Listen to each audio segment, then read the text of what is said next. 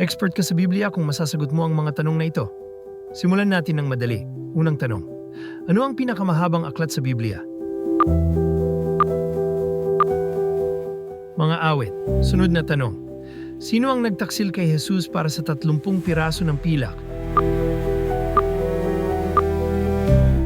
Judas Iscariote. Pangatlong tanong. Ano ang unang himala na ginawa ni Jesus?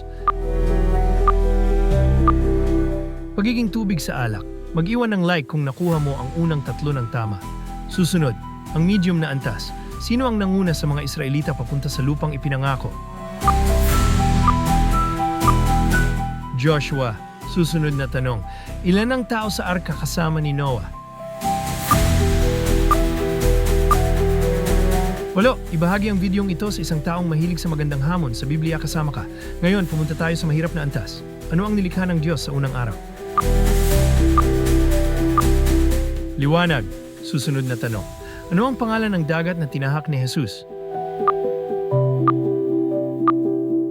Dagat ng Galilea. Sundan kung binabasa mo ang iyong Biblia kahit isang beses sa isang linggo. Huling tanong, sino ang unang hari ng Israel? Saul. Salamat sa pagsali sa quiz ng Biblia.